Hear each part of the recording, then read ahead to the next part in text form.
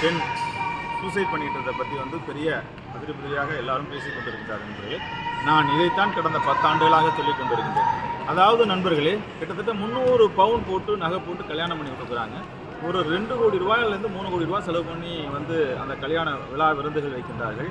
அதுக்கப்புறம் 1 கோடி ரூபாய்க்கு கார் வாங்கி கொடுக்குறாங்க. எல்லாத்தையும் பண்ணுறாங்க. பொத்தி வச்சு கொங்கு நாட்டில் பெண்களை அவ்வளோ அருமையாக வளர்க்கின்றார்கள்.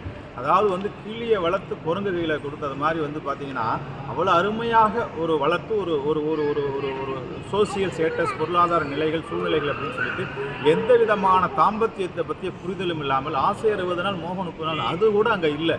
70 நாட்கள் 78 நாட்கள் இந்த திருமணத்தில் பார்த்தீங்கன்னா அவ்வளோ பெரிய பிரச்சனையை அந்த பையன் கிரியேட் பண்ணியிருக்கான்.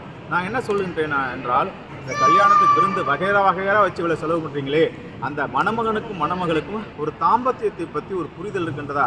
கோடிக்கணக்கில் பெட்ரூம் கொண்டு வரீங்க, ஆயிரக்கணக்கில் கட்டிலில் மெத்த செய்கிறீங்க.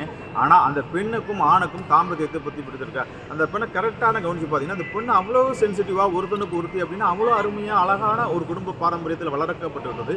இவன் பார்த்தீங்கன்னா அதாவது அந்த அம்மா சொல்கிறதையும் பார்த்தீங்கன்னா அந்த பையன் சொல்கிறதும் பார்த்தீங்கன்னா தகவல்களும் பார்த்தீங்கன்னா ஒரு தாம்பத்தியத்தை பற்றி ஒரு செக்ஸ் பற்றி எந்த விதமான புரிதலும் இல்லை. ஒரு பெண்ணை எப்படி அணுகுவது, எப்படி அழகாக கல்யாணம் பண்ண பூ போன்ற ஒரு பெண்ணை பெண் என்பவர் வீணை போன்று ஒரு அழகாக மீட்டி அந்த பெண்ணை ஒரு அற்புதமாக கொண்டு வரக்கூடிய கலையில் ஒரு அடிப்படை நாலேஜ் தாந்திரா அப்படிங்கிற அடிப்படை தந்திரா இல்லை, தாம்பத்தியத்தை பற்றி ஒரு அடிப்படை நாலேஜ் அந்த பையனுக்கு இல்லை. இன்றைக்கி பார்த்தீங்கன்னா 10 கோடி ரூபா பணம் போனது பெருசு கிடையாது, 500 பவுன் நகை போனது பெருசு கிடையாது. அந்த பெண்ணை திருப்பி கொண்டு வர முடியுமா?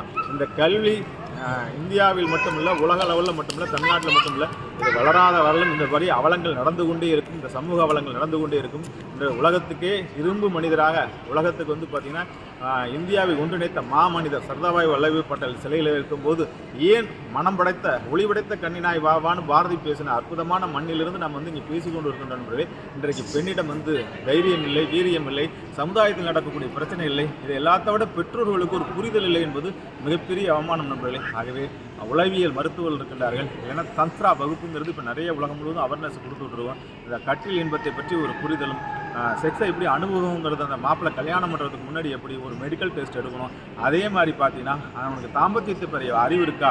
இவங்கெல்லாம் சொல்கிற ரிப்போர்ட்டை பார்த்தா ஒரு காட்டு முராண்டியாக ஒரு வெறியனாக இருந்திருக்கான், கோமை வெறியனாக இருந்திருக்கான். படித்து முடிச்சுட்டு வந்ததுக்கப்புறம் ஒரு பூ போன்ற ஒரு மல் உங்களுடைய சமுதாய சுச்சுவேஷன் வேறு, அவங்களுடைய சமுதாய சுச்சுவேஷன் வேறு. அப்படி இருக்கும்போது அந்த பெண்ணை அணுகும்போது அதை எப்படி அணுகியிருக்கணும்? அந்த எந்த விதமான சூழ்நிலையும் இல்லை என்பதே கொடுமையான விஷயம் நண்பர்களே. இன்னும் தொடர்ந்து நிறைய விஷயங்களை பார்ப்போம்.